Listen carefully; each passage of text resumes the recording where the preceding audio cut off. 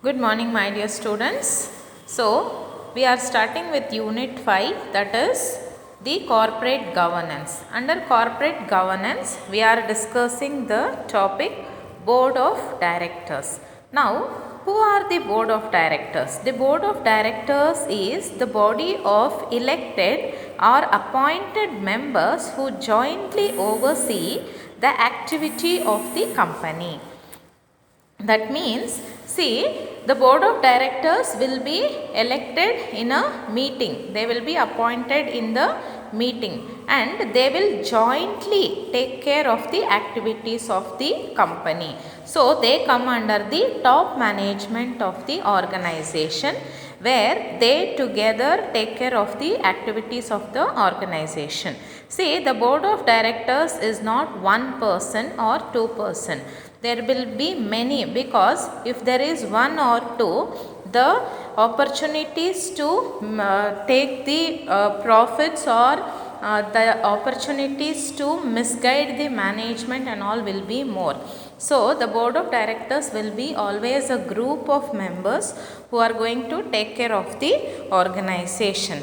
Now, let's discuss the functions of board of directors. See, these board of directors who are elected and appointed in the annual general meeting by the members of the organization, certain functions are prescribed for them. Now, let's see what are the different functions which is carried on by the board of directors. The first function is to recruit, supervise, retain, evaluate and compensate the manager.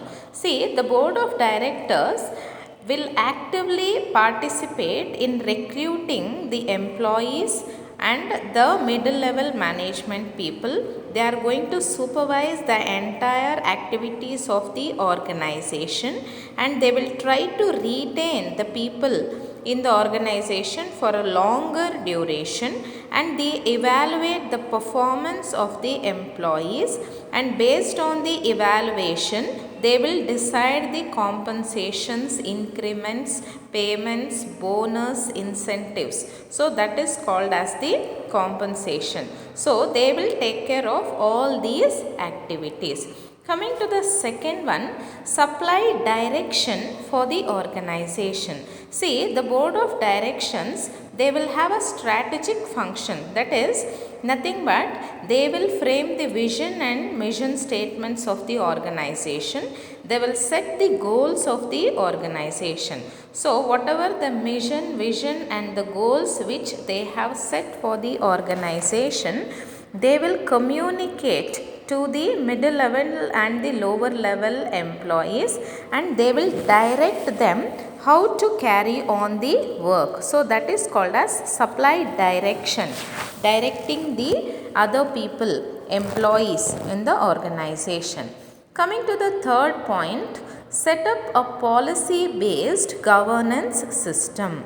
See, the board of directors have the responsibility to provide a framework and focus on defining the rules and regulations of the organization, and they will see that all the employees, whether they are following the rules and regulations of the organization. So, that is why it is called as a policy based governance system. Whatever the policies they have framed, the others have to follow that. So, checking this is called as governing. Coming to the next one, administer the organization and relationship with the CEO. See, the board of directors, they will interact with the CEOs and the general managers of the organization during their meetings, and they will also conduct the monthly board meetings, and sometimes they have to conduct at least 4 times or 8 times the board meetings in a year. So, here by conducting these meetings, it will create a good relationship with the board members, that is the board of directors and the other panel members in the organization. The next one is fiduciary responsibility to protect the assets and members' speculation. Now, what do you mean by fiduciary? Fiduciary is nothing but acting like a trustee. Who is called as trustee? The person whom we trust and hand over our assets or financial things on them is called as trustee. Now, here the entire organization is depending on the board of directors, and that is why they elected them to be the top executives, right? So, with the fiduciary responsibility, the board of directors should act as a trustee. That is why it is called as fiduciary responsibility. Now, what responsibility do they have? They should have the responsibility to protect the assets and also the members, that is the employees of the organization. Their expectations, their speculations should be met by the organization. Coming to the last point, that is supervise and control function. Now, the board of directors have to monitor and also control the functions of the organization. They will be in charge of auditing the entire works. Now, what do the auditor do? He will audit in a timely manner whether the accounts are proper or not, right? In the same way, the board of directors should act like a auditor.